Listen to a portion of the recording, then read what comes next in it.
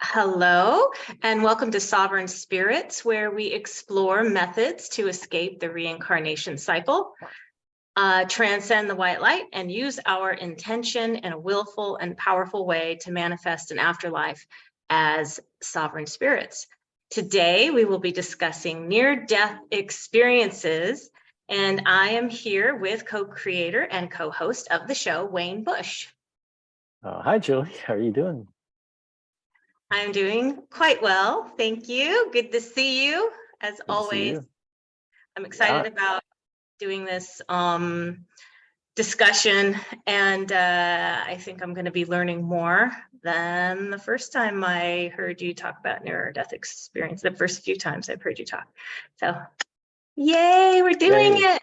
Yeah, I'm excited too. I mean, I think the near-death experience one is one of the most important ones of all. I mean, there's just so much great information, and I mean, of course, it's like the initial glimpse into what happens immediately after death. So that I think that gives it a little extra oomph there. So yeah, I just want to say that I don't pretend to know the truth about what happens after death. It's not my intention to generate any fear or anything, but I just want to impart information that can help empower people in making the best decisions possible after death. So therefore, we look at some of the evidence that's not often discussed. And so we're not telling anyone what they should do after death. And I'm just sharing some of the evidence of what I've found in the research while looking for, contradictions, inconsistencies, anomalies, and deceptions.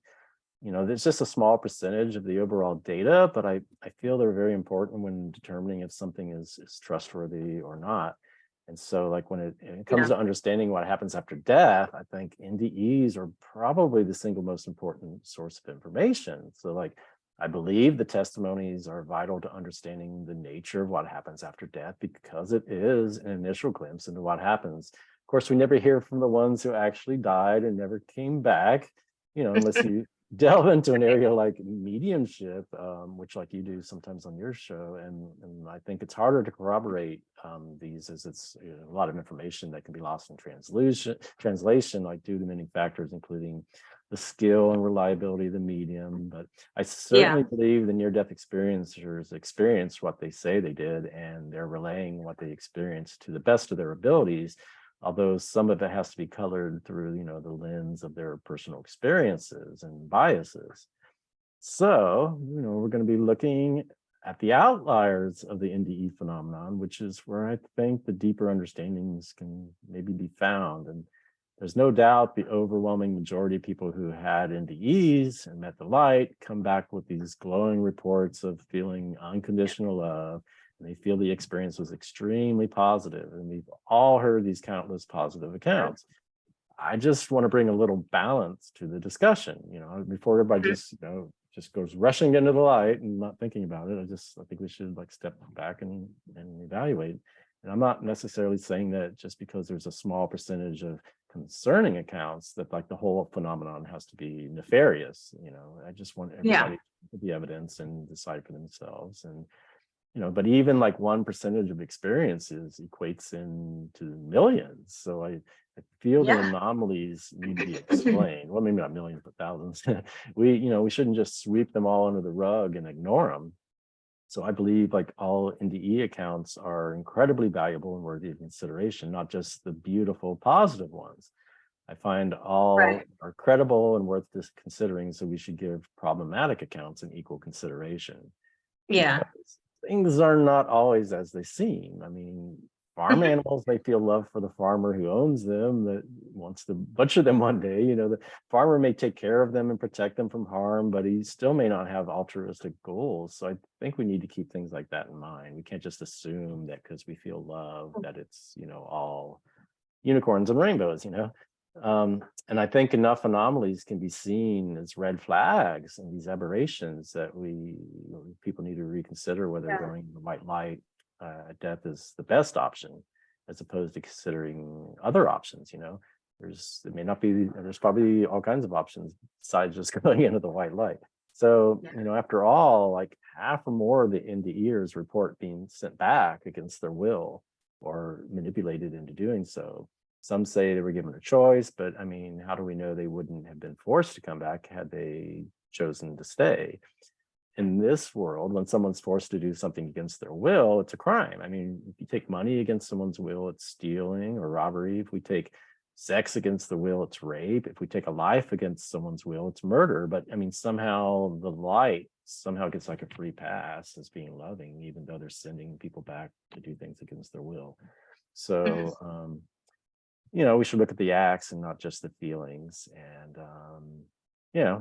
like one guy said, he asked the light, the being of light, are you really the Virgin Mary, before it showed its true identity? So, is that lying, or is it being deceptive, or is it just trying to appear to somebody like in a comfortable form? These things need to be looked at a little closer, I think.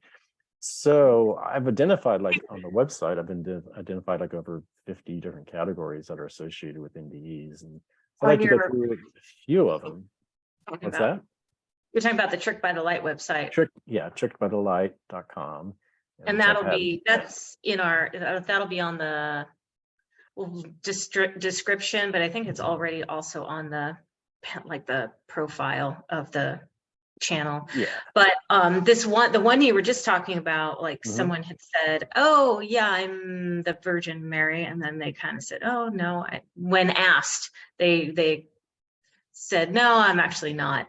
Was that on NDERF? That is on NDERF, and almost every one of these. .com. I'm going to go through a bunch of excerpts. Yeah, that stands for Near Death Experiences Research Foundation, NDERF.org, actually, .org. And, .org.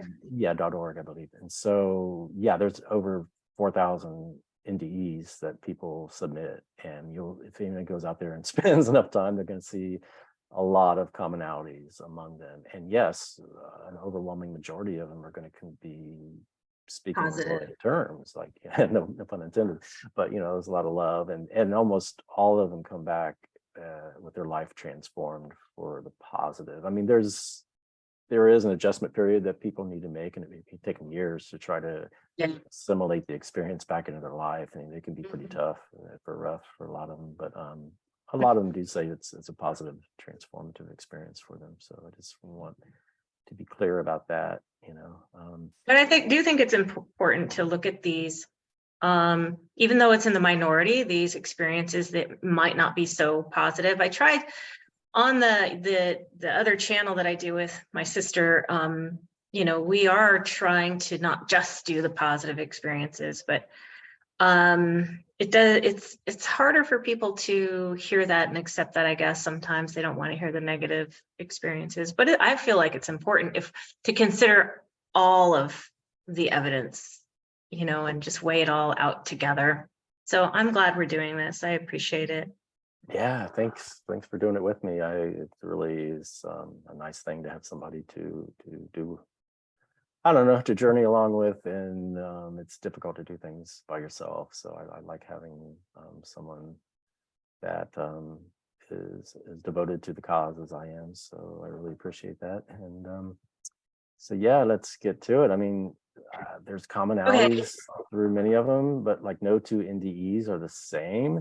So I think this shows they are subjective in nature. And some say the NDE experiencer will, he experiences what he needs at that point in his learning process. But I feel it may also show it's a reflection generated from one's own consciousness based on a combination of one's beliefs, expectations, desires, dreams, fears. I mean, some people say that we're manifesting all this reality with our own consciousness, so that's also a possibility. I'm not saying that's the case. I'm just saying it's something that has to be considered. And maybe like everything is just, dreams within dreams within dreams, or, within consciousness. And there's these layers, of more and less aware consciousness, similar to how we dream when we go to sleep at night. There's some dreams are more lucid than others. I mean, that's a topic you talk about in depth on your channel. So, there may not be a one size fits all explanation for NDEs, and there may not even be one light that all go to or experience. That's really important. There may be various levels of light, clear, pure, misty, cloudy. And I've heard all those descriptions about the light. So which is it? It could just be someone's going to the purity of their own heart's level, or something like that. But it's something that corresponds to the level of the purity of one's heart. So just in the interest of time, I'm only going to be reading like a few NDEs from these categories to just basically illustrate the pattern or trend. And there's at least a dozen or two or 3 dozen others I could read, and sometimes hundreds. But the first category I want to take a quick look at is what happens immediately at death and what the soul looks like. So And these are, again, these are all from, all of them are from the nderf.org. Is that correct? well, Or the majority of not every single one of them. I'd say Okay. 95% of them. A lot of times I try to, if it's not, then I'll say, well, this came from this other source. But Okay. these, I think almost all of them are NDEs. I think there's one by a guy named Victor that was called it was either an STE, a spiritually transformative experience, or something like that. But there's this researcher, Pim van Lommel, who published a book, Consciousness Beyond Life, and it contains a lot of statistics. And he was writing about the NDE research of Kenneth Ring, who's like one of the co-founders of IONS or co-starters. And he says, Ring. Yes. And can you just say what that is for people who don't know? Oh, IONS, yeah. IANDS, that's the International Association of Near-Death Studies. And it's been around since, I don't know, it's been around for decades, and it's like the most prominent research group where almost every city has a local chapter where you can go to and meet with people who've had near-death experience, and you get like a really inside story to what they experience. But Van Lommel writes about Kenneth Ring. He says, Ring starts with the affective phase, which includes feelings of absolute peace, calm, surrender, and bliss with the end of pain. And this phase is nearly always experienced as positive and occurs in 60% of all cases. And then for Ring, the second phase is leaving the body and is reported in 37% of cases. The third phase, which is 23%, people arrive in a dark, usually peaceful environment. And some linger in this phase while others hurtle through a tunnel towards a non-blinding, exceptionally bright light, which radiates unconditional love and acceptance. And the fourth phase is described by 16%. And the fifth and final one consists of entering another unearthly dimension of unbelievable beauty where people hear beautiful music and occasionally meet deceased friends and family. So I just want to get it out there that not like everybody has an near-death experience, goes to the light or meets the light, has a conversation with the light, dead relative. I mean, the majority of people they don't experience that. Interesting. Yeah. Yeah. So, but it seems as the further they go along in the experience, the more the light will appear. And so the soul, interesting enough, it's often described as being a translucent liquid light or a plasma. Yeah. So like Laura L, she says, then in another second, I was standing on a river made of liquid light. There was grass and landscape, but it was all made of this light or had the light in it. Anthony N said, I was just pure consciousness with no body. In the other place, I had a physical form, but my body, like everything else there, was like it was made of liquid light. Jill D said, the pulsating liquid light that radiated peace, joy, and love. And all these accounts are from Ender. Donna said he said his life was sort of a liquid light that was poured into a beautiful vessel of some sort of scale. I think in that one, she was writing the account up for her father or something like that. 95% of the time it's them doing it, but sometimes they're older. And so their son or somebody may fill it out for them. Chris D said, suddenly I felt as if I was in a bright light. It was tinged with blue and silver, like a plasma ball you see on sci-fi movies. There was electricity to the ether. It was unreal. I was floating. My entire body, if I had one, was invisible. Even my eyelids and head were invisible. And then JB, I believe it is, says there was no reference points, no up, no down, no right, no left, just my concentrated essence, my eye that had been falling into itself and becoming smaller and smaller. I became aware that there was a multitude of other eyes around me, like stars studying the sky. There were eyes, egos, these all-seeing eyes were scrutinizing me. But then he goes, they drew a white, brilliant, fluorescent, living, plasma-like, palpable light graphic in the darkness. in Gregory C said, I observed another spirit entering the room. It wasn't as large as me because I was pure plasma, a glowing bodiless form that was pure energy and intelligences. I was neither male or female. My vision was 360 degrees. So, those are just a taste of like people talking about it being like plasma or liquid light. That's interesting. Do you have any interpretations or ideas about why we would be liquid light?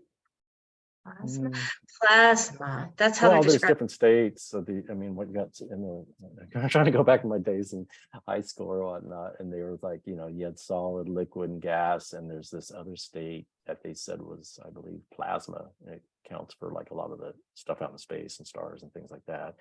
And then like if you get into seances and spiritism, I all have that a stuff, bug in there's that here. ectoplasm, right? Yeah, that's what I was thinking. Ectoplasm. Okay. And even the blood has plasmid cells. And so, I mean, those may not correlate. Yeah, they're just words, but I don't really know. It's just a different realm or dimension. And I believe that you can take, like, you don't have to have a body at all. I mean, according to William Gilman and others who have done Right. body experiences. Like, so I think it's just what we manifest, like we're comfortable with having a body. So a lot of times you look down at your body and maybe you even have a liquid, silver light, liquid light hands or liquid light body, but then others will see their body as like a luminous egg or something like that. I don't think it's unanimous. Did you say? Okay. Luminous egg I have or fear.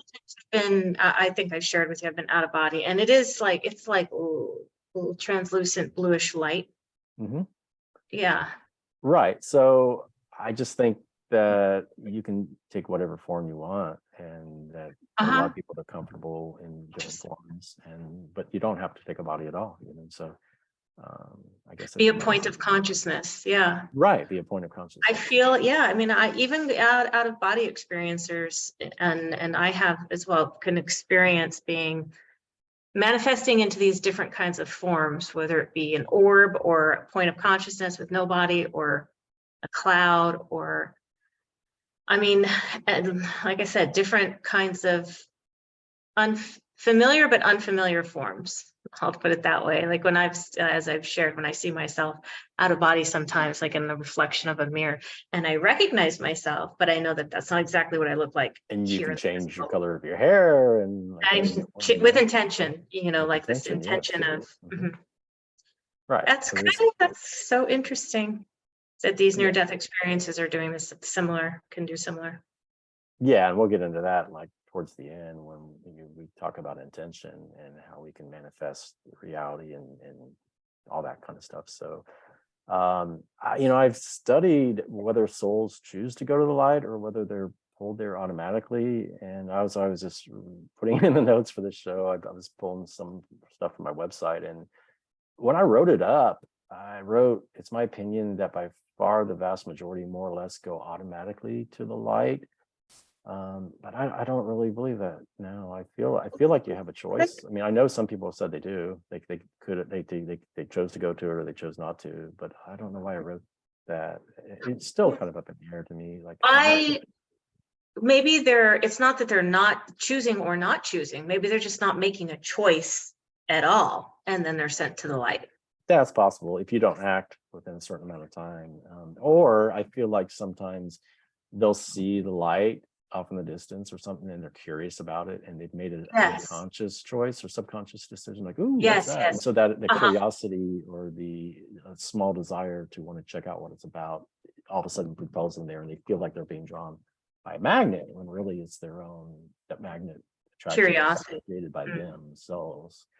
So but I did search for the terms to the light and toward the light, thinking that's like a neutral phrase, and you search that on the NDERF.org. Yeah, on the NDERF website. And I would include phrases like I chose to go to the light or I decided to go toward the light, for like I was pulled. I just wanted something like it's kind of neutral just to see. And I found like many of them or most describe it using somewhat vague phrases like I went to the light or I was drawn to the light. I was pulled to the light. It kind of leaves it up in the air as to whether you get pulled there automatically. I feel like you have free will and you have willpower and you can choose not to go there. But a lot of the NDEs are kind of like they don't feel like they're really in control, like they're just there and all of a sudden all this stuff is happening around them. I mean, they may be Yes. Yep. sitting there in darkness, but I don't know. It's kind of like DMT. Those experiences, like they're totally seems like it's out of control, and the beings or whoever are there in that realm are the ones that are just taking them for a ride, so to speak. But so like some of the examples, like Stephen L, I think said, next thing I know, it's like Star Trek and a warp speed kind of thing. I was literally flown. Maybe flown is not a good word. I was transported fast into the light. And then Paul M said, at this point, the white light appeared. I felt I was moving towards it and was feeling better the closer I got to the light. Mary S said, in the distance, I saw a light and went back into the light. I don't remember having gone through a tunnel. So not even everyone goes through a tunnel. Viva Right. T said, then there was one of incredible dimension, brightness, beauty, majesty. As I was drawn toward, she says, combined with earnest choice, could see complex shapes and colors and dimensions where the colors and shapes were overlaid one on another.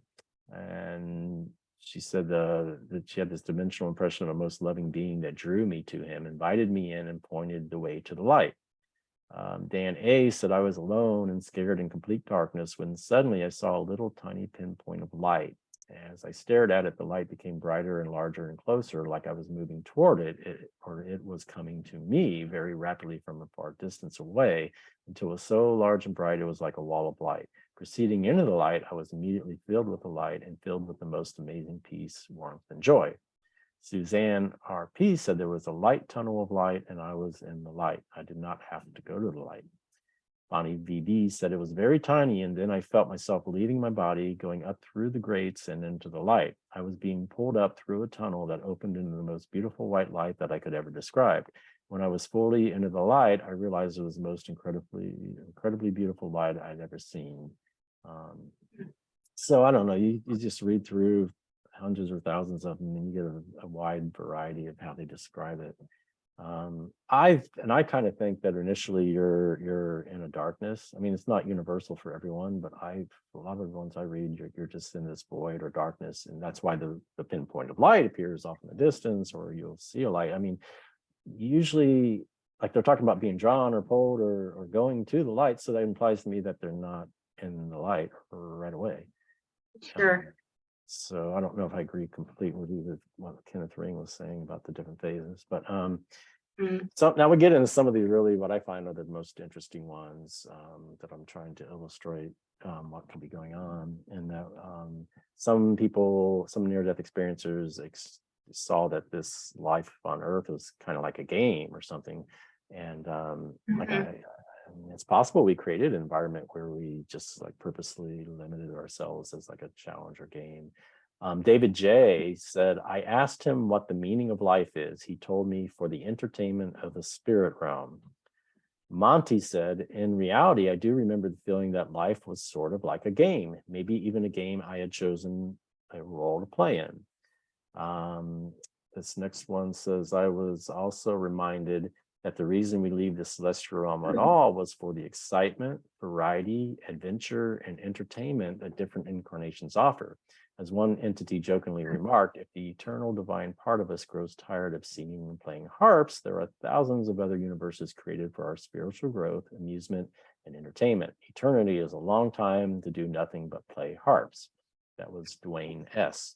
And Nancy D, it's Nancy Dennison, said, it's my understanding that what transpired during my NDE is the real reality. Life as a human is more like a dream, role in a play, virtual reality game, character in a drama, etc. SJ said, I am more interested now in the theories that what we experience as our universe is something like a holographic projection or something akin to a video game, or that we are souls operating in this plane using atomic avatars. Zach S said it appeared as a cosmic game board between two opposing entities.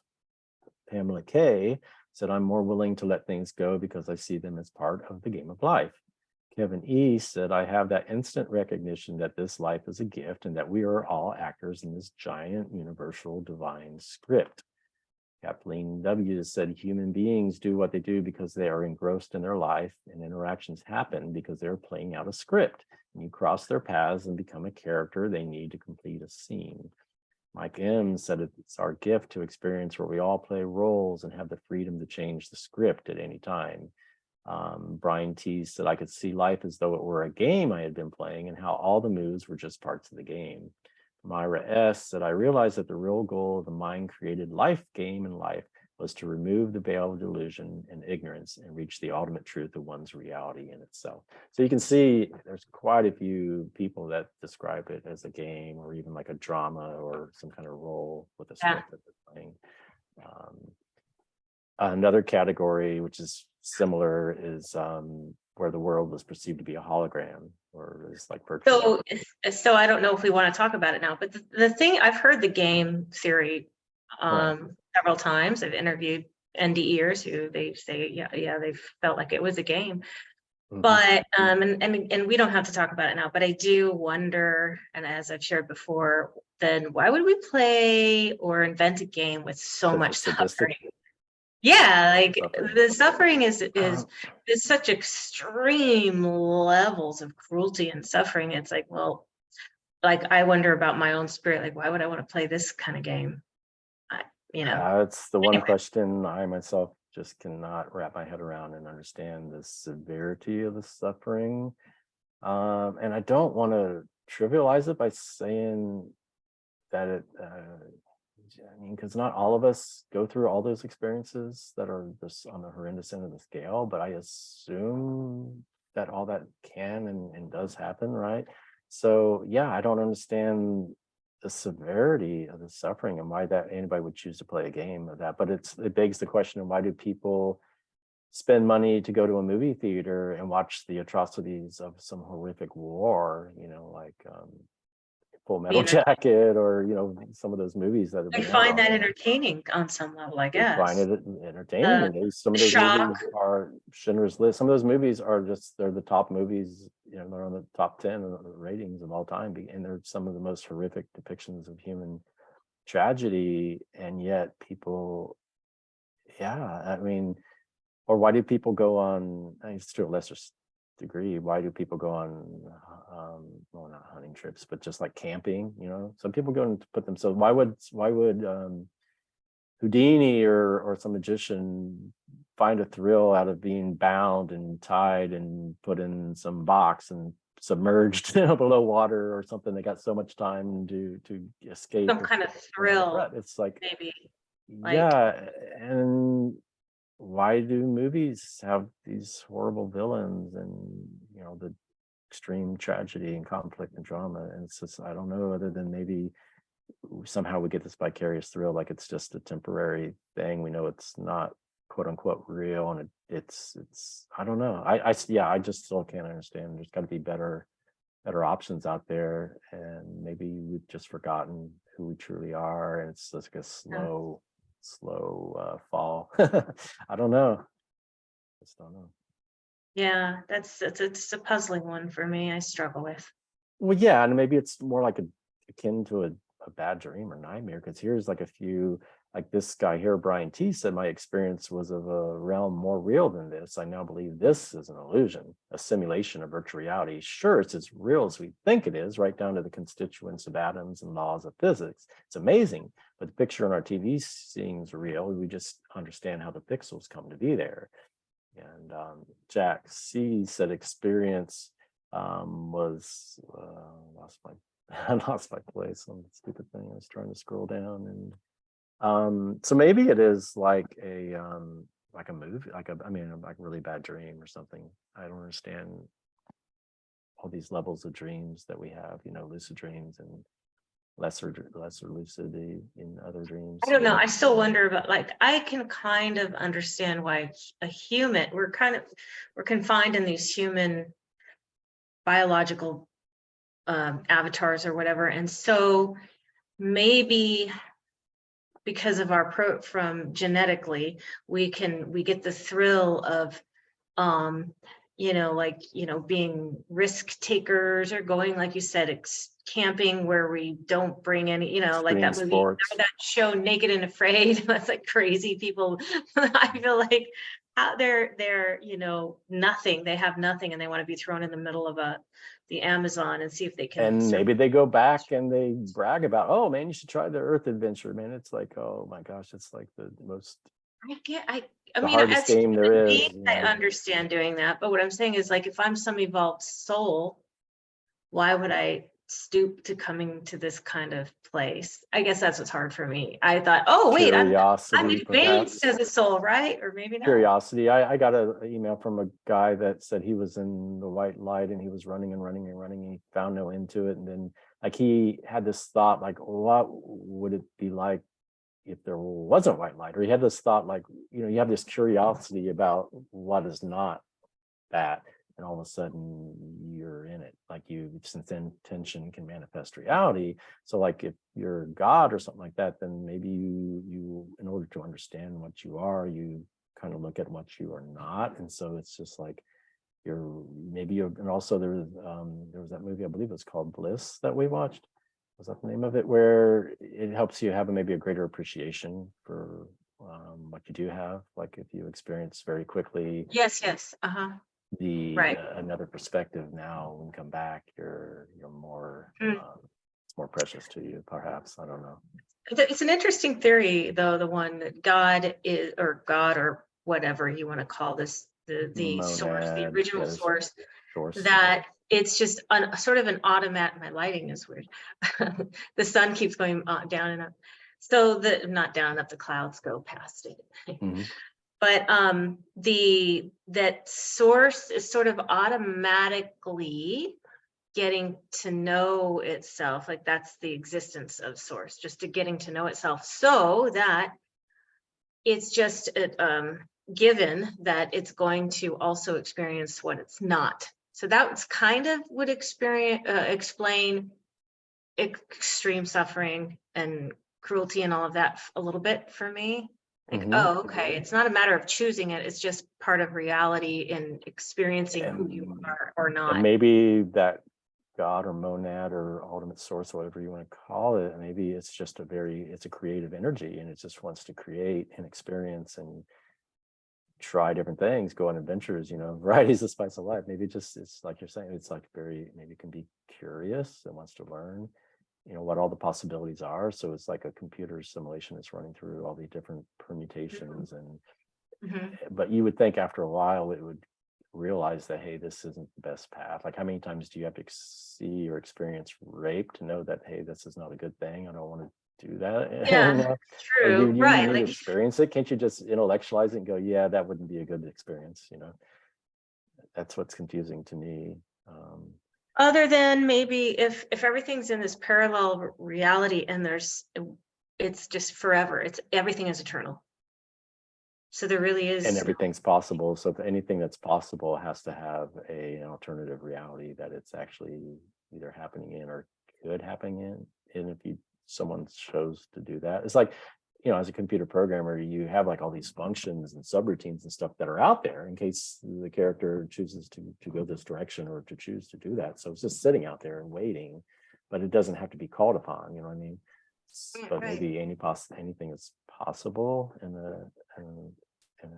what do you call it? Eternal, infinite universe, for lack of a better word.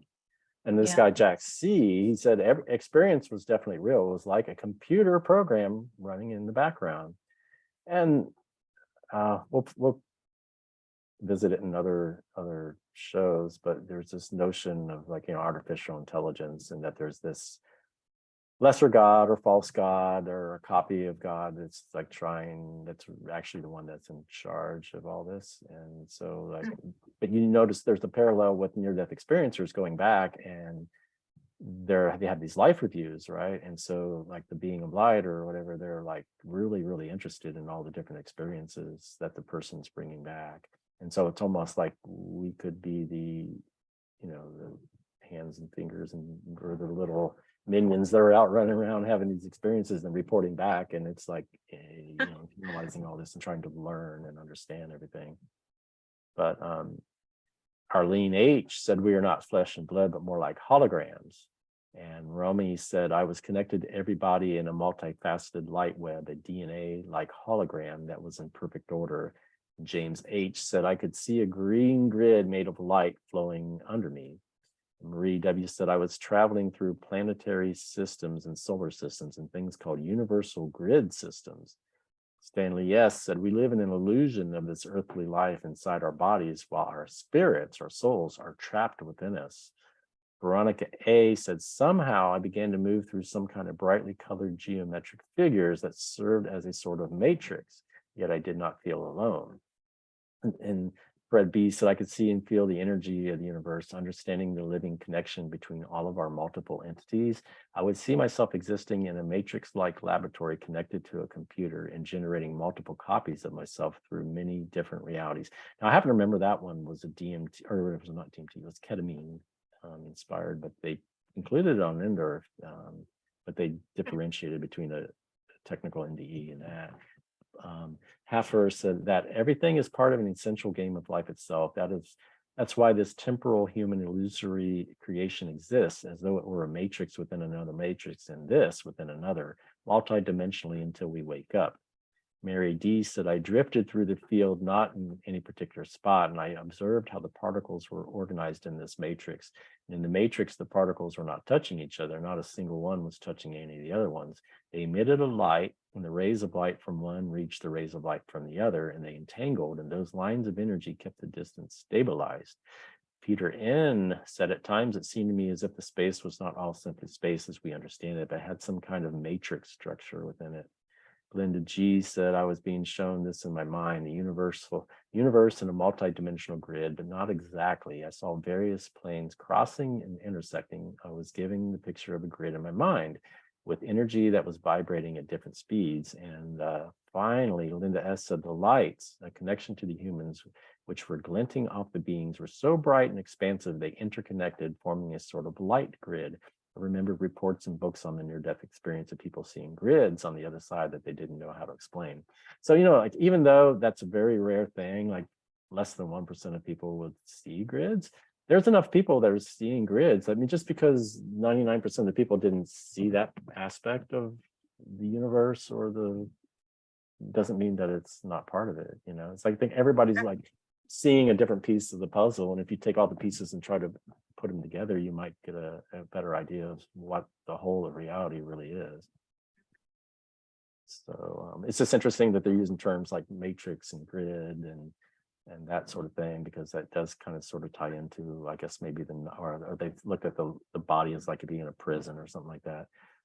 So that kind of ties into what is called the Gnostic, theory or view of reality, which we'll touch on in like a different program perhaps. But so yeah, there's these different ones, like even some more here that talk about NDEs as like illusion or life as a dream or life as a story. Well, if like it's a dream, if this is a dream, and I wonder, because they go, oh, they're out of body or they're in a near-death experience and they're thinking this is hyper real. Now this feels real, but what if that's another dream, and then there's another hyper real place above that, and so on and so forth. The dream and a dream and a dream and a dream.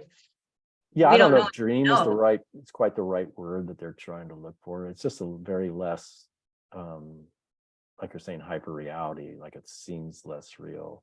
It's more dream-like. I don't know if it's totally a dream.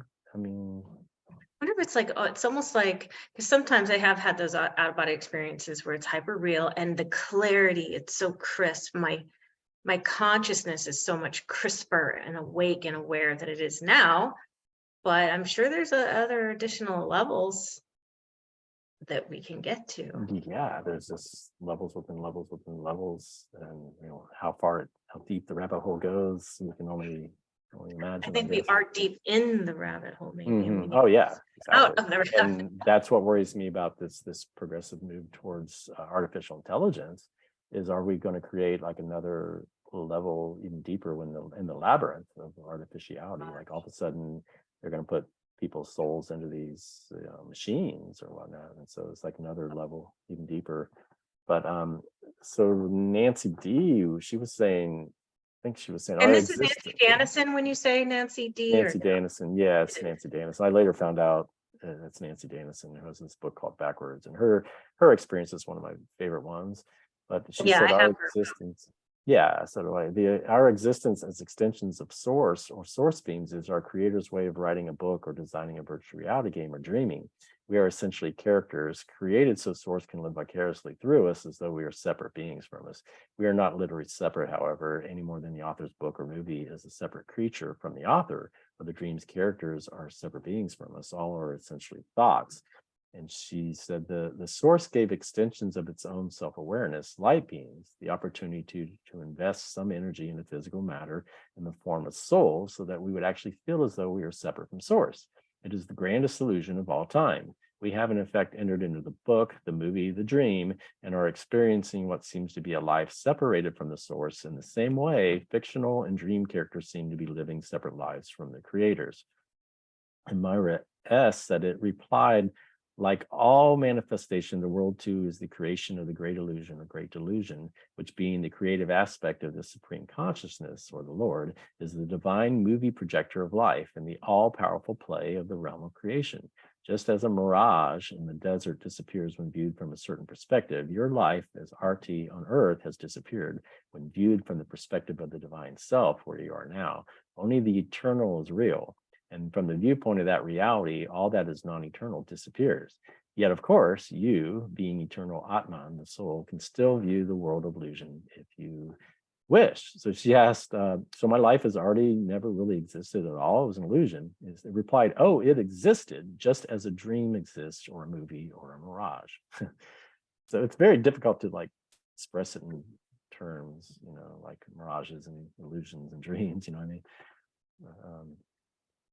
So one other thing I really want to touch on, I guess at this moment, is what's called the void, because it's not really talked about. Everyone's talking about the light, and sometimes you hear people talk about the void, but I found that it's like one of maybe even perhaps one of the stages, and I think it's a term, it's a misnomer because it's nothing yet everything. It's like a neutrality beyond space and time.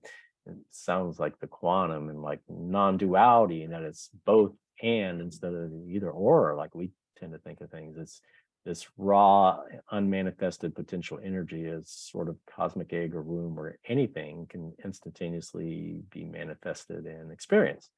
So a few examples of that is Jen C said, I then felt myself being pulled up out of my body and out of the hospital into this vast void that was both dark and light.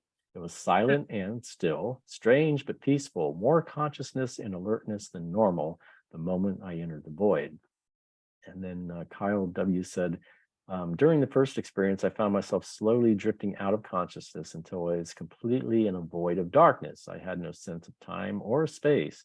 I watched as a bright light came out of the darkness toward me. I joined with light, then I became conscious and found myself on the ground.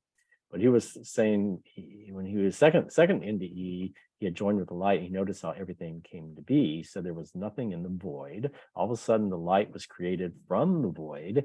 Then I came back to consciousness, lying in his bed, not knowing how he got there. And then the third experience built on the other two. He said he found himself alone in the darkness. I was the one particle of light in the void. I became lonely and bored, so I split myself into two parts.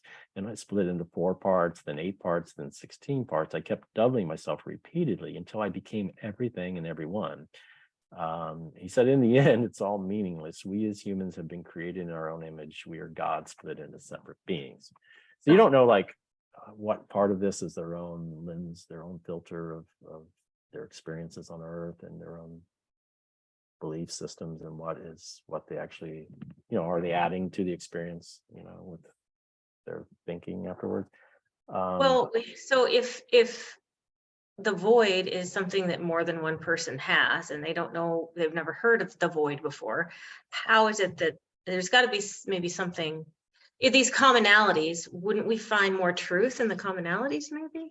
Like, so, I guess there is some kind of void then in No, there definitely, there's a lot. There's like, I actually went searching on Endor for the term void, and I think I found like 200 of them, and I went through each one of them. I was trying to determine whether the void was like positive or negative, or I want to go to the void or don't I want to go to the void. And I think I found like at least 2/3 or 70% were like positive experiences. Well, from when I initially I was like, that's not good enough for me, I don't want to go to the void. But then I thought, well, well, wait a minute, maybe those 1/3 of the negative ones were created because of their fear. Like a lot of us are afraid of the dark. And from a little kid, you're Yeah, in the dark yeah. and you're afraid. And so I looked at it more like they panicked or they manifested as something negative because of their fear of the dark. Whereas other people, they were in the dark and they absolutely loved the peacefulness there of it. And Hmm.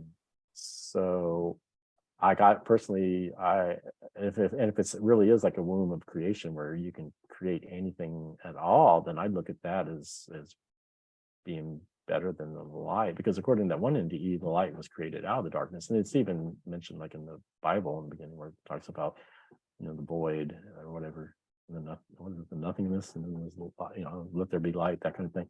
But Mhm. there's like 4 more that I just want to touch on, and I've got like I don't know 24 that I picked out on my website that are like really good exemplary examples of the people that looked at the void as being like really in a positive way instead of like in a fearful way.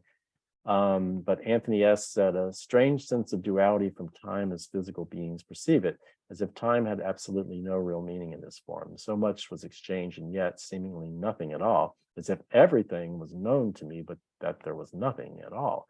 It was like being a part of absolutely everything at once, having no sense of individuality, but also like a total void of anything, save a sort of sense of peace and contentment. So very hard to express, a glimpse into both everything and nothing, I guess. Trevor Orr said, when I first passed out, I entered the void darkness abyss. It was everything, yet nothing. It felt as if it were raw, unmanifested energy. I didn't feel loneliness or any negative emotions, nor positive emotions either. I felt imbalance between the two. And Gisela V said, I then found myself floating in a void. It was neither dark nor light. It was just nothingness. I was lying on my back, looking up, floating, no thoughts, no emotions. Within me was complete emptiness. I seemed to be completely free. I have a hard time finding words to describe this experience. For example, I don't know if this sense of weightlessness within would be called a feeling or what. It was just peace. And lastly, Victor C. Which I don't think this was technically an NDE, it was like an other kind of experience, but he said the experience was void and yet all encompassing at the same time. It was a state of demanifestation with the seeming power to remanifest should I choose to introduce thought. It was kind of like this. I wasn't thinking, but if I did think, I would become what I was thinking. Therefore, I dared not think about anything because that would have meant that I would have manifested out of total awareness and bliss. Being in this state was beyond bliss. You want to stay there and not do anything to disturb it. I lost awareness of my body. So, and then there's this one near-death experiencer, Melvin Thomas Benedict, which is one of my favorite ones. And he talked about the void. And he said, it took me years after I returned from my near-death experience to assimilate any words at all for the void experience. I can tell you this now, the void is less than nothing, yet more than everything that is. The void is absolute zero, chaos forming all possibilities. It is absolute consciousness, much more than even universal intelligence. The void is the vacuum or nothingness between all physical manifestations, the space between atoms and their components. Modern science has begun to study the space between everything. They call it 0 point. Whenever they try to measure it, their instruments go off scale or to infinity, so to speak. They have no way as of yet to measure infinity accurately. There is more of the zero space in your own body and the universe than anything else. What mystics call the void is not a void. It is so full of energy, a different kind of energy that has created everything that we are. Everything since the Big Bang is vibration from the first word, which is the first vibration. The biblical I am really has a question mark after it. I am, what am I? So creation is God exploring God's self through every way imaginable in an ongoing infinite exploration through every one of us. I began to see during my near-death experience that everything that is the self, literally yourself, myself, everything is the great self. That is why God knows even when a leaf falls. That is possible because wherever you are is the center of the universe. Wherever any atom is, that is the center of the universe. There is God in that and God in the void. As I was exploring the void during my life after death experience and all the yugas or creations, I was completely out of time and space as we know it. In this expanded state, I discovered that creation is about absolute pure consciousness or God coming into the experience of life as we know it. The void itself is devoid of experience. It is pre-life before the first vibration.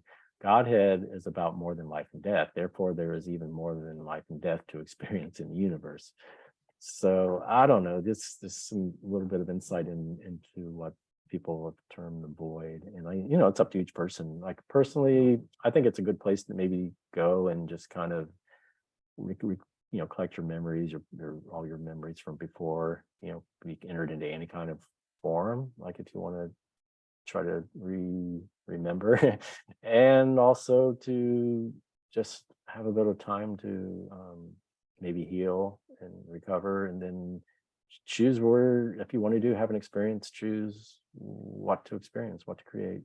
Saying rather afterlife situation. So after death, rather than just go run off with some angel or guide or deceased loved one, or go in a tunnel and go to the light, use intention to I'm just going to go to the void and chill out. Yeah, chill out for a while, Relax recollect your memories, myself. see, maybe re-experience why you even came to Earth at all in the first place. Set up a sphere of protection around yourself, which we'll get into some of that stuff later. But yeah, I think, and then try to see what the best possible, what all your options are, and then choose the one you like the best, instead of just going to this first light you see, and then chances are they're going to try to convince you that you need to come back to Earth for thousands of times to quote unquote grow spiritually, or Do you, it's just a different option. Speaking of going to the light, just to throw this out there, I've heard that there's possibly a positive good light and a negative false light, or maybe several. Do you have any thoughts on that? Yeah, you could get in that. That may goes into the thinking of Gnosticism, where they believe, like, they talk about the eternal light and the light of lights, and what they would call the monad, which is, the ultimate source, or what we tend to think as like the real God. And then they said that there was this false deity that was manifested, and then he's the one that is in charge of this earth realm, and that there is this these lights that they have these receivers of the moon, receivers of the sun, and they bring in the souls, and there's this treasury of light and all this kind of stuff. But I tend to think maybe that thinking comes from Gnosticism.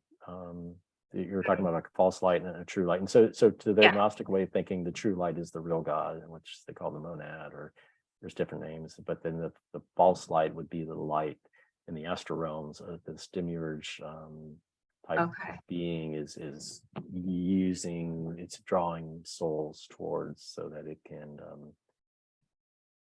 this just gets too deep to get into, maybe. We can do another episode on that, right? On Absolutely, it's really interesting stuff. And so so you're saying one thing we've been talking about that's very important to us is the, after death, put up protections and go to the void and try to say, look, use intention. You have to go to the void. I want my memories back already.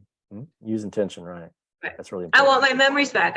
That's one of the things I would love to have my first memories back of when I first came here, my first incarnation onto this planet, or in this sort of universe. And then maybe you'll be like, oh yeah, that's right. Okay, yeah, I do want to. I'd love to have. I do want to go to light. I do want to go to Earth. Maybe you will come to that conclusion, but for the life of me, I don't know why we would. Don't remember them now. Down here. Yeah, I don't remember now. I just think I'd like to know why. Was I forced to come here? Was I tricked? Was I just like some guy with a fancy suit and a brochure was like, I forgot to read the fine print before I came down. It's like, hey, wouldn't you like to check this I signed on a dotted line. Started on the dotted line. Yeah, I just want to know why, and then I'll make the decision based off that. But you got to be certain that what your memories you're bringing up are true, valid memories. And I think if you set up a protection and you set that as a true intention, assuming we are sovereign spirits, then we can manifest whatever we intend to do. Then we should. I don't think we should have doubt and fear. That these other beings can force us to do something against our will. And they might try to talk us into it. It's like, hey, you ought to check this out. But that part of that's, we got to be more careful with what. It's more discerning and cautious. There's nothing wrong with that. I don't think there's anything wrong with that. little more discernment. Discernment, for sure. Absolutely. I did not put the timer on. I don't know how long we've been going. I think it's been about an hour, and I didn't know if we wanted to like stop here and then do another episode, or if you had a few more things to talk about before we close. I've got a lot of stuff. Yeah, we haven't even got into all the good stuff really, but we could maybe end up doing it in several different parts. Like we could stop here and then do another one. Okay. Well, I mean, we can just continue on, but maybe at some point we want to break this part up into separate. Break it up into categories, and yeah, I'll put timestamps. I'll go back on and put timestamps in it, and then yeah. But we can just keep going. I mean, while we're on a roll, as long as you got light left in the apartment. And yeah, it's 2:00 my time here, so a little more light left. You want to go for a few more minutes, because I wasn't sure which, like where you'd want to, where is a good breaking point. I don't know. I don't know. We've got a lot of stuff to cover. I was just going to talk about the tunnel next. Okay. Yeah, let's do that then. Hold on, let me see what else is after that. The being of light itself, and the love, and how it's a collective soul, and potentiality of like merging with the light. And there was a mission and the meaning of life, what they asked, and then there's all this stuff like crystals that are experienced. And then it starts getting into the guides and angels and the council of beings and the aliens and coming back where they force you back kind of thing. And then ultimately, we touch maybe on a few that talk about the moon. And then ultimately we'll get into the recycle reincarnation thing, but then at the end, the intention and how we can manifest our own reality. Maybe we can do a little more and then finish up tomorrow. Yeah, let's do a little more, because I think the tunnel, at least that one relates to what we've been talking about, the NDEs with the tunnel. Right. Let me get back to that. Let's see what that is. Yeah, so I guess whenever you want to continue, we can just go on, right? Yeah, so like another aspect, a huge aspect that everyone hears about with NDEs is this tunnel, right? And it's mentioned by different names too. Some people call it a pipe or a vortex, or some people don't even go through a tunnel at all, but there's rings that people see, or there's they mention vibration and colors, like every color of the rainbow, and then maybe some we don't even have here. And there's incredible music or tones, maybe even bells and chimes. They mention wind, and really interestingly enough, there's like magnetism and also electricity in the tunnel. Nancy D, she said, immediately I was surrounded by an earthenworks tunnel in vivid, vibrant color and detail, with the proverbial light at the end. Though the tunnel was just as real as anything I've experienced on Earth, I knew that I was not in a tunnel, so I wasn't fooled by its appearance. Upon realizing that I wasn't fooled, a flood of knowings about manifesting reality inundated my mind. I realized that we all constantly manifest what we call physical reality just by virtue of our thoughts, and that the only reason we are fooled into believing it is real is because of the limitations of human senses. And Jacob said, I observed my body as I was floating above it. I then found myself at the end of what seemed like a black amphitheater looking out across the universe. There was a vortex of white fire spiraling through space. It was a beautiful sight and looked very much like the electricity coming from a nuclear power generator. There were voices calling me to join this energy. Some voices were familiar, but most were not. I looked at the energy and said firmly, no, I want my own. No sooner had I thought it, a very slim pillar of white fire appeared at a distance from the large one. I said with satisfaction, that is mine. I heard or thought a voice that said, it is not your time. You may remain if you wish, though. I thought through my life and wanted to stay, but then I thought about my daughter, who was 8 at the time. She needed me. Another one, Yulia said, suddenly I was in a huge funnel. It was a pipe, very large in diameter, going far so much that it looked as its walls narrow into a point. The funnel was colored and brightly lit. The walls of the funnel were colored along a helix. All colors were bright and clean. I only recognized red and yellow. About other colors, I thought I'd never seen them before. I had a feeling of a complete reality of the experience. I flew through the tunnel along a spiral at a great speed, very loud noise in my ears, like a very strong wind.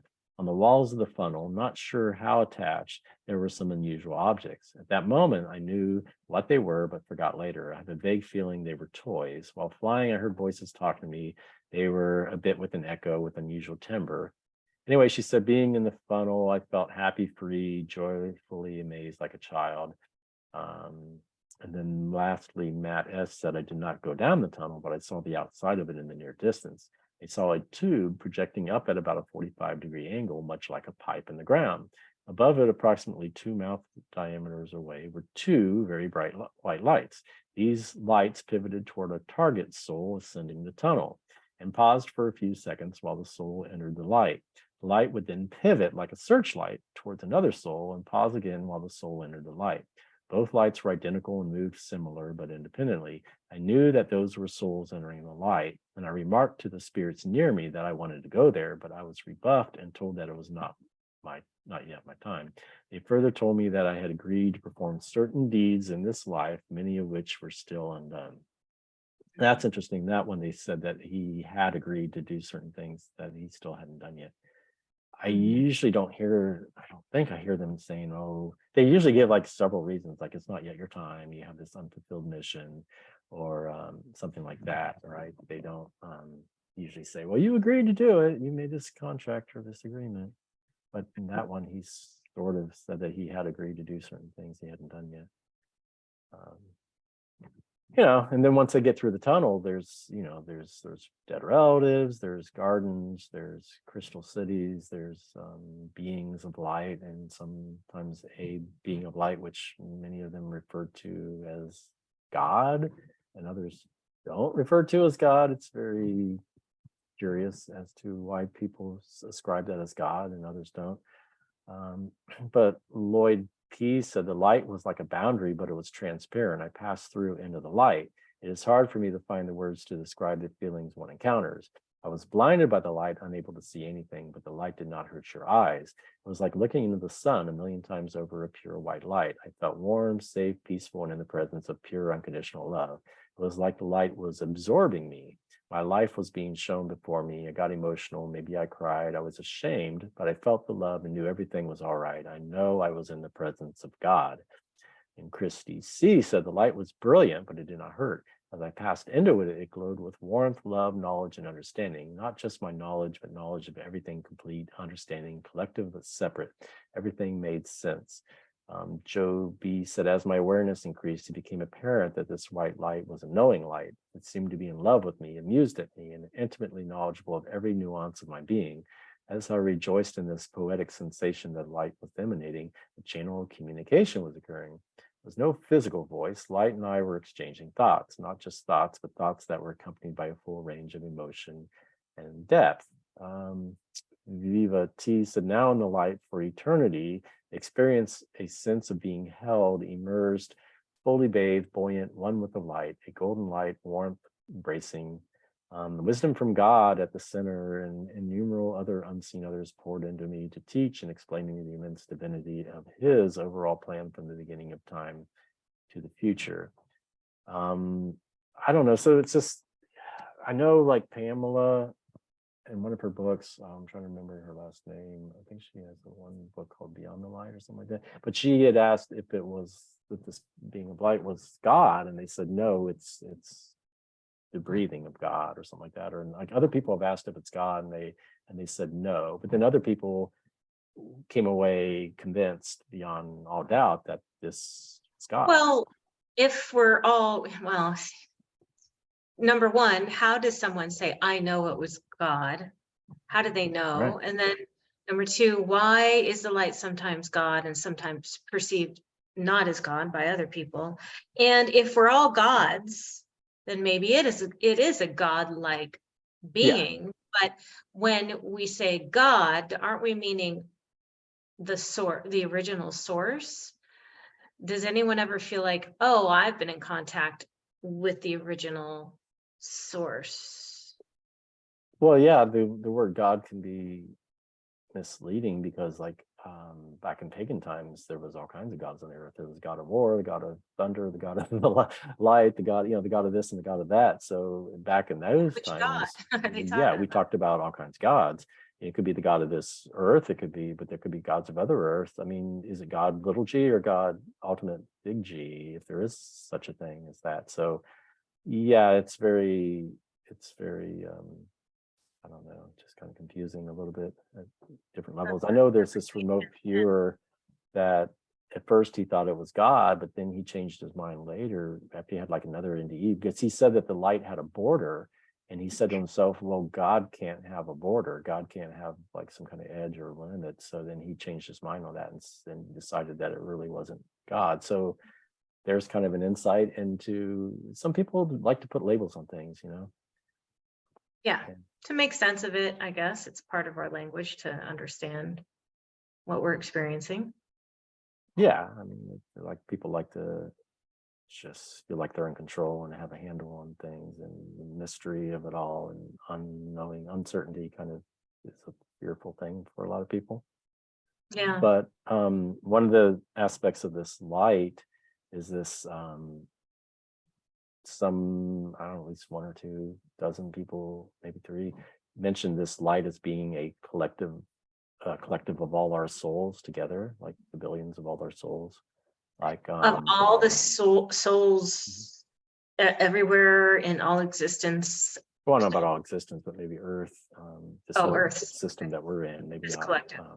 Yeah, there could be different lights, collective lights, and different Okay. planets. Yeah. I mean, I don't know, different universes or galaxies. There's, the subcluster. There's all these different terms for, but yeah, I mean, and they don't really get into the specifics of all that.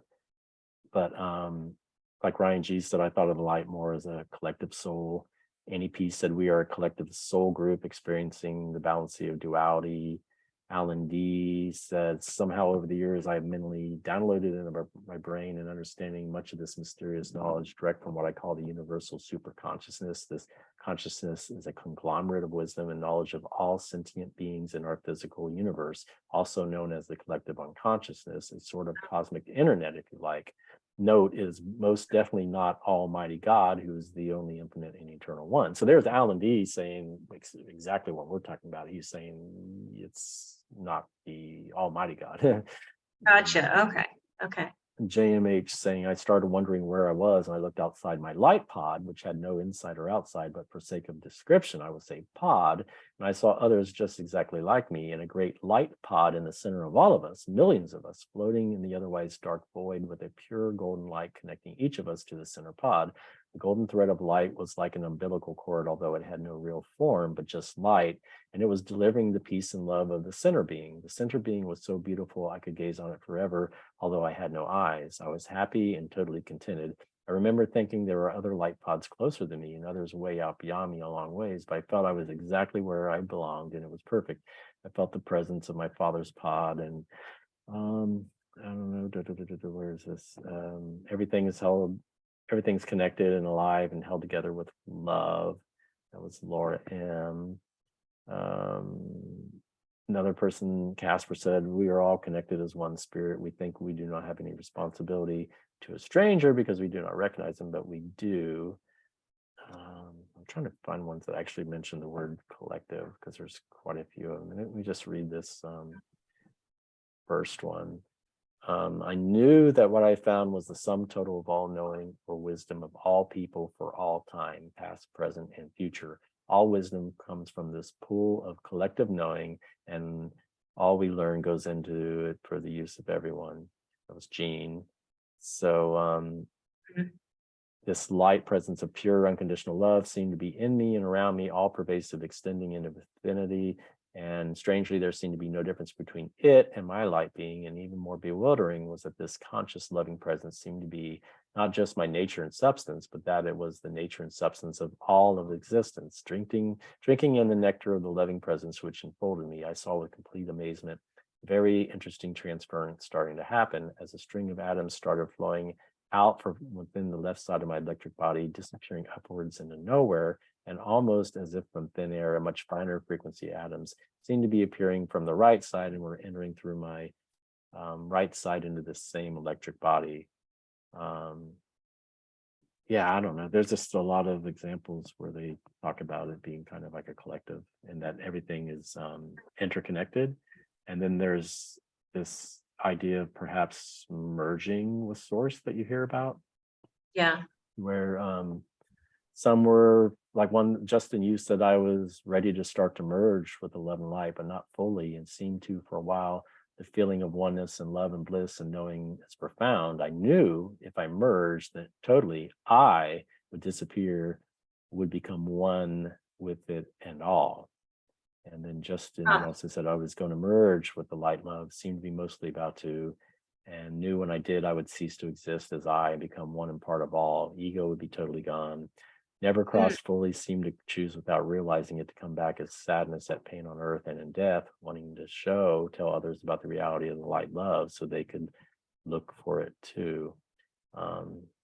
Karina said, my personal feeling is that we're all sparks that come from the big light. When our physical bodies die, our soul, spirit, essence, feelings, and thoughts go back to the source, the light. So I don't know, that just gives people a little more insight as to I don't know what's going on. I don't know how I mean, I've heard that before. It's for a lot of people, that's a scary thought. Like, do we have the choice to not merge because we want to keep our identity and be with our loved ones? It makes you feel like now you're just going to be part of this collective hive mind thing where you're not, you like don't have a worker choice bees. anymore. Like, in Just other words, they're going to be like, for the queen bee. yeah, the queen bee. And it's like, okay, we're now this one huge super entity. And it's like, you know what, we would really like to know what rape and torture is like. So, hey, why don't you manifest as Wayne and go down and find out and then report back to us? And everyone's like, yeah, do it. And it's like, you're no longer, you're an individual, right? You can't veto a billion souls or something. I don't know. It's just, I look at it as maybe like drops of water in an ocean and you're just part of the whole, but the whole thing's very confusing. And I do think of like Star Trek and the Borg and things like that. I want to be in control and have a free will. I want to be able to make my own decisions. I don't want to be the right hand of a being telling me to go over there and touch the we as fire.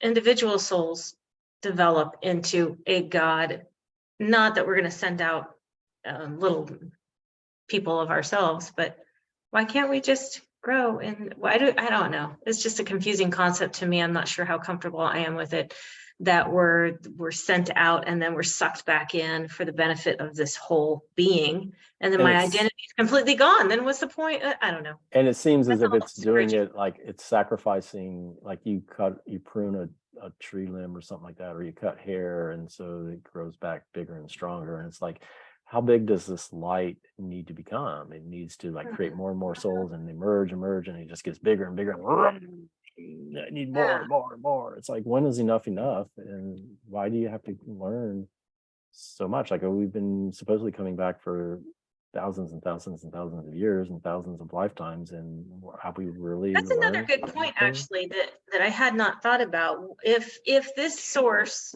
is just about sending out little tentacles and then sucking them back in, then why would you and I need to reincarnate over and over again personally? Just send out. Why do you and I need to grow spiritually if we're just going to be merged back in? So that doesn't really make a whole lot of sense to me. I'm not sure how to, I don't know. That's why I think we all have, autonomous, like, free will. We have the ability to choose for ourselves. And if we don't want to be part of that being, I don't even know if we really were ever, but they seemingly maybe are trying to convince us that we were. I mean, I don't know. That's one of the reasons I want to get all my memories back from in the void, or I don't want to go to the light first, because once you're there, there's like a lot of these giant angels that show you, and like even I haven't talked about it yet, but a lot of times this light being will appear on this huge throne, and it's like huge, and it's almost like a power play, like, because we have thrones here on earth that kings sit on, and it's like a symbol of power and authority, and it's like, why does God need to try to do this? Why can't he just come over and, I mean, I don't know. It's just a really interesting dynamic that's involved, And Hmm. yeah, I'm a little skeptical about the merging and losing one's identity, and what's wrong with having our own experiences. Well, I wonder if we're just programmed that that's the way it is. Yes, you merge back. And so when we die, we just go, okay, I guess I'm supposed to merge back because that's how we're programmed to think. But if we're programmed, would we even be having the discussion and questioning it and wondering, like, would we even have this idea of like free will and choice? I mean, unless it's just an illusion, which is possible. There's an illusion of free will. I mean, that's how you could potentially, the best way to do it would be to give them the illusion that they're free so they don't question it. But I have to operate under the assumption that I am a sovereign being, and that I do have free will and willpower. If you don't, then nothing's really going to matter. At least you have the hope that you do, and I do think because intention does seem to. And then there's all these, which we'll get into in like other shows, but and as we go further into the NDEs, there's these guides and angels and even a council that show up that are like kind of, they say they're not judging you, but they kind of are. They're like basically saying you need to learn more and go back. And that's kind of a judgment, even though in near death experiencers say that they're not judged, that they judge themselves, but they're seemingly talked into all these things like more and more lifetimes. And so one of the things you find with pre-birth memories is this notion that there are these guides that like help you plan your next life, pre-plan your life. And one of the notions is like, oh, you got to like choose these illnesses and injuries that'll help you grow. It's all about over and over and over and over again. There's this really great book called Cosmic what's it called? Cosmic Womb, I think it was called. No, Cosmic Cradle. And it goes through all these examples, and there's like one after the other where they're like saying that you got to go back and grow, and you grow spiritually, and it's about learning. And then constantly over and over and over again, these guides are helping us plan our next life. And then like one case, the guide was like, well, what kind of injury do you want to have in your next life? And the guy, oh, how about my hand? I'll hurt my hand. And the guy just, as if it's just, they really want something. You got to be, debilitated or something, it's like, evidently a hand injury is not enough for you to grow. And it's like, well, why do we have to grow? Aren't we like complete in the first place? Like everything over there is all this knowledge and all this potential. Then why are we needing to grow again? What kind of system is that? And is this a really good system for growth? Because we just keep coming back and back and doing the same things, and you don't have a lot of positive role models. If anything, you're being antagonized. I don't know. It begs the question. I don't think this is a really good learning system. I think there'd be better ways of teaching than this. Mm-hmm. Well, okay, so I guess we'll wrap up this, and then we will do another episode and put that up as soon as we can. So is it okay if I close out? Oh, yeah. This is okay. A good time to stop. So this has been Julie McVeigh and Wayne Bush with Sovereign Spirits. And if you enjoyed this discussion, please give it a thumbs up. And if you like this type of content, check out the About section, by the way, if you want to know more about the content we'll be sharing. Please subscribe, click on the bell icon so you're alerted to future videos. And we hope you're having a great day or evening, wherever you are on the planet. Yep. See you next time. See you next time. Bye. Bye.